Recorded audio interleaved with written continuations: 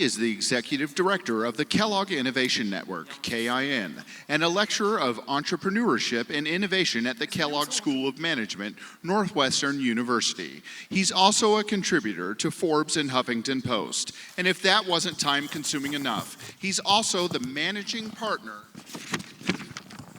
at Clario, where he provides growth strategy and management guidance for senior management.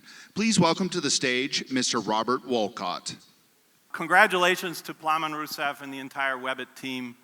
This is an inspiring event, and it is our opportunity to carry it forward. So, in my role at the Kellogg School of Management, as a professor of innovation, I look at two things. One, strategy and implications of technology and change for large corporations.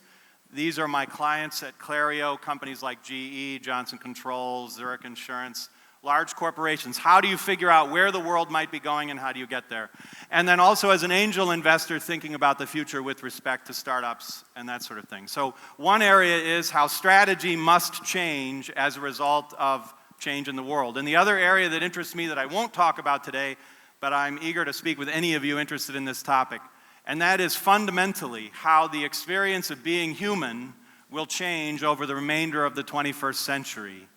To digress on that for just a moment, imagine later this century, 10, 20, 30 years from now, when virtual reality becomes perceived as full reality, when we are no longer referring to it as virtual because it is simply an additional dimension of our experience, or what my colleague at Kellogg and I call, Moran Cerf, call post-virtual world.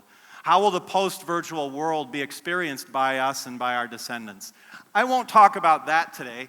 We'll swing back to strategy. But in terms of strategy, one of the things we need is we need to be able to look far out into the future. Now, this might seem a little bit paradoxical, because what everybody is telling large organizations is to be faster, be more agile, move faster, just go out, do lean startup, stop taking so long to do stuff, just go out and be fast. Well, that's true, but it's only half of the solution. If we're moving fast, doing the wrong things, then you'll get to the wrong place. So in addition to being faster now, we also have to have foresight for where the future might go in the future. So oddly, we need to move faster in the near term, but look further out because of the nature of change today. My good friend Martin Wazowski from SAP earlier today talked about exponential change. The issue with exponential change, as he said, is in the next couple of years, it's not going to look much different than it does today. For the first year or so, it looks like a linear path at a low bar, but then after a while, it shoots up beyond the linear path in which we have been.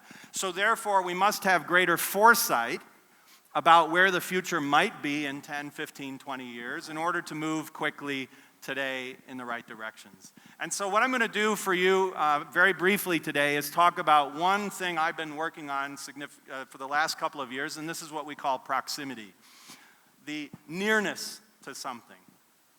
So you're hearing about all these technologies today. You're familiar with all of them. You could add others to the list. For instance, blockchain. I'm sure you could come up with others that aren't on this list. People are very concerned, excited, engaged in these technologies, but very few people have noted one factor that they all bring to the marketplace. One trend, influence, impact on all industries, and I say that all industries over the next couple of generations, that all of these technologies together will generate.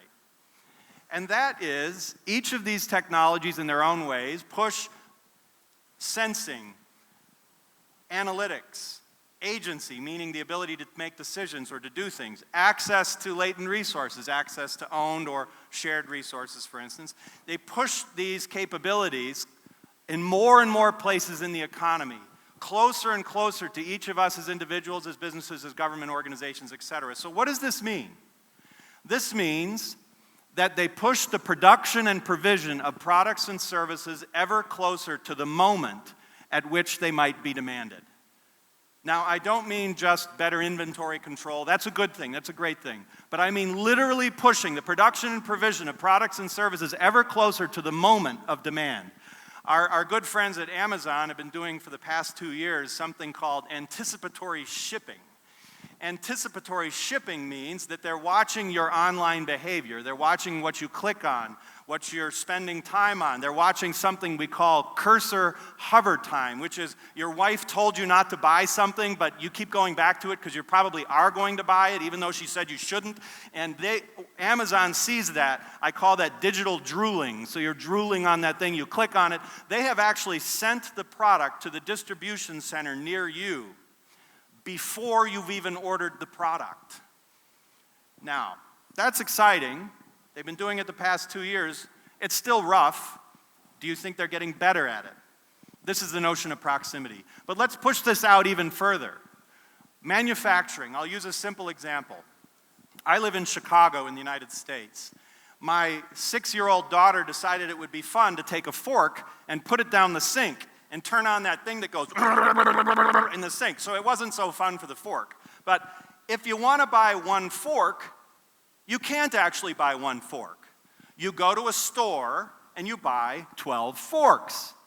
From where did those forks come? Well, someone in Western Australia mined iron ore, put it on a ship, sent it to China, melted it down, alloyed it, sent to another plant, created 12 forks, put them into a box, onto a pallet, onto a ship across the Pacific Ocean, to the port of Long Beach, into a rail line, into a truck, to a store, and I bought 12 forks. Today, with 3D printing, it is technologically trivial. We cannot do it yet because the infrastructure does not exist. It is technologically trivial to download a file and print one fork. Now think about the implications of this. What I am not saying is that in the next 3 years, the entire global supply chain of manufacturing will be destroyed. That's ridiculous. But what I am saying is, things will start around the edges, around what we call the peripheries. The biggest threats and opportunities come at the peripheries, at the edges. They don't come in the middle of your market. Why? Because you already know everything happening in the middle of your market. You already know what all of your competitors are doing.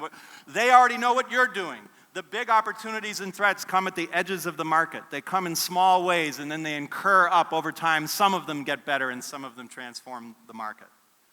So, for instance, today, 20% of plastic auto replacement parts cost more to ship than they do to manufacture.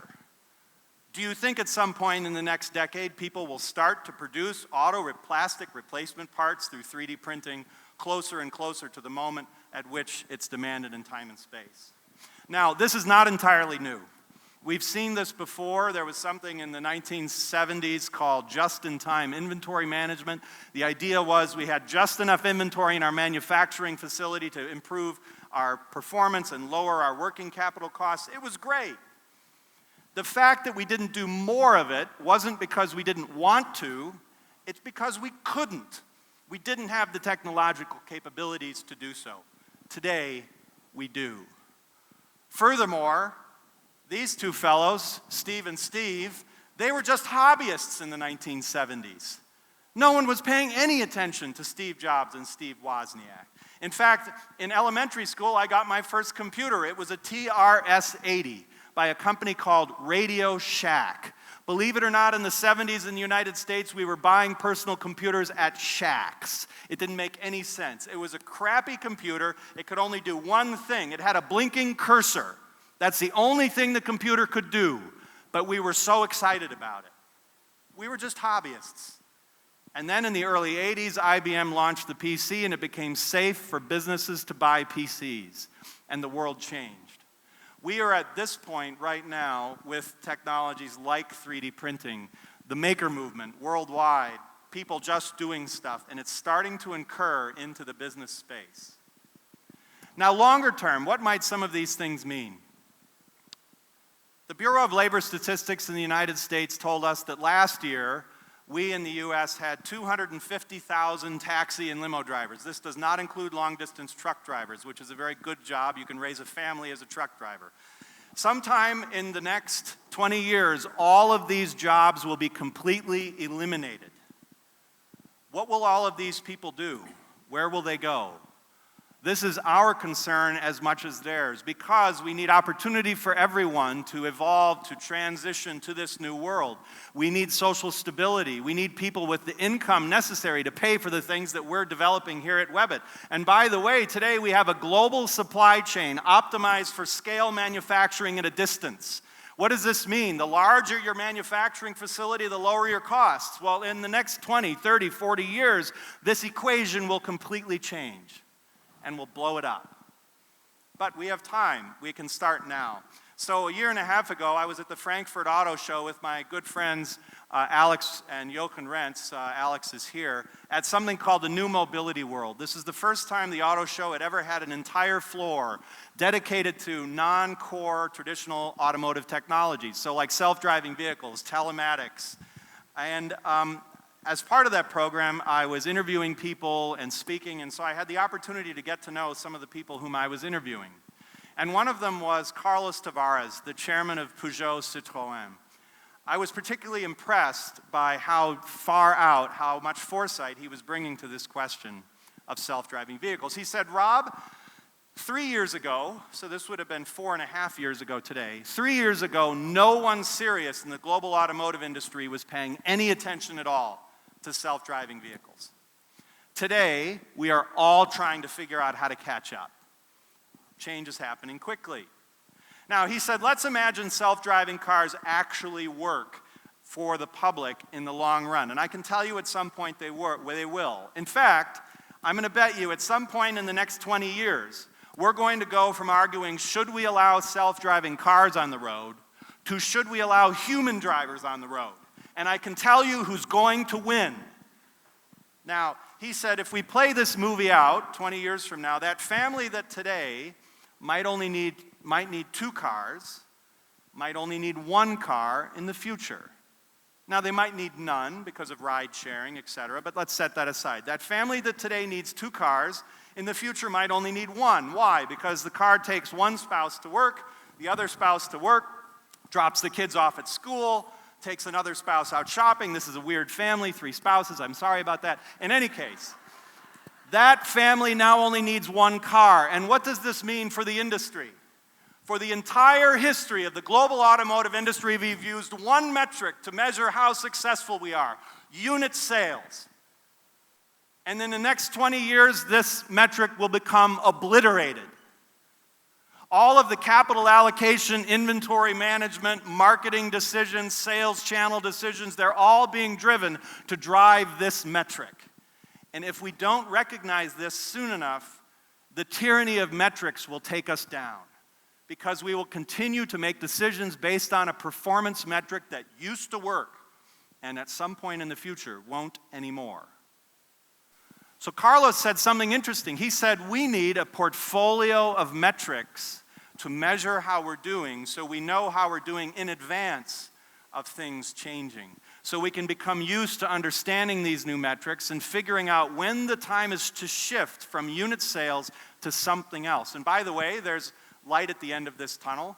If that vehicle in the future is driving around a lot more, you have what's called higher asset utilization, which means you need more replacement parts and more service. And guess what automakers and their dealers make a lot more money on than selling a car? Replacement parts and service. Now, I didn't mention that electric vehicles take almost no almost no service, so I didn't want to burst his bubble at that point. But in any case, he has the right idea. Note that the big changes will not happen because we take a new technology and figure out how to do a little better what we already do. This is a good exercise, but it's not enough. Think about your own companies. Established enterprises look at a new technology, blockchain, and they say, how can I do a little better what I already do? That's not the right question. The question is, what can I do today that I could never have done before? So 2 years ago, I was at Lockheed Martin Missiles and Fire Control, meeting with the engineer whose whole job is to keep track of 3D printing, additive manufacturing. He held up a prototype part that had been sliced in half. It was a metal part sliced in half that showed the lattice work inside the part. He said, this part has the weight of aluminum and the strength of steel. The weight of aluminum and the strength of steel. And before additive manufacturing, it was impossible to produce this part. These are the kinds of questions we need to be asking.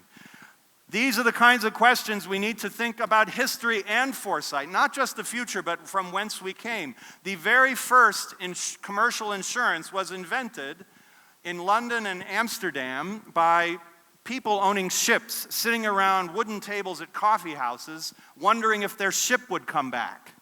In English, we have this nice saying when someone's company goes public or they make a whole lot of money from the lottery, we say, "My ship came in." And that's where it comes from. Because when your ship came back in the age of discovery and exploration, you became fabulously wealthy. It was just like having an IPO. But if your ship didn't come back, it was not good. And it happened, so people sat around tables and they said, "Oh, lovely, you have a ship out, I'll put some quid in the bucket, you put some quid in the bucket, and if your ship doesn't come back, you can take the money, and if it does come back and mine comes back, then we'll save the money for the future, and then if your ship doesn't come back, you can take it." And this was the origination of commercial insurance. It was peer-to-peer. The original commercial insurance was peer-to-peer. So what do we have now? Blockchain, a distributed trust engine methodology with no third party. If I was an insurance company, I might be quite interested in this. So we need to start by asking the right questions. What fringe applications, things on the edges, on the peripheries, can we experiment with? Things that don't threaten the company yet, to give us experience. We need to start asking, are there specific client needs we can prototype today that get us in the game for the future?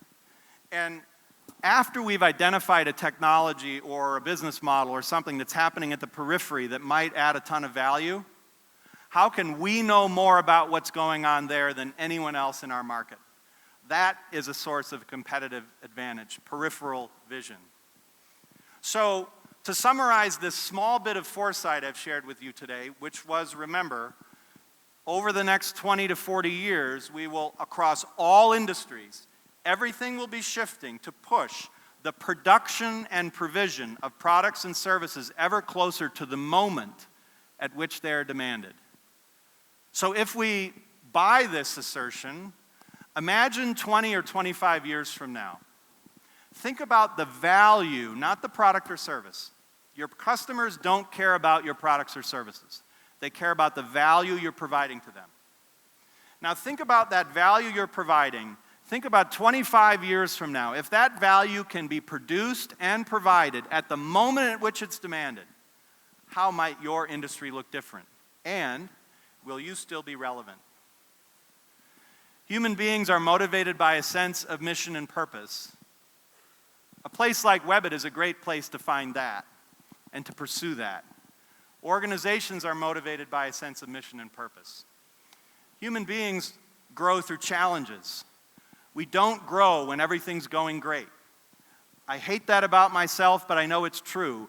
We grow when we're facing adversity, when the chips are down, when we face the odds. Whether we succeed or not, we grow when we face challenges.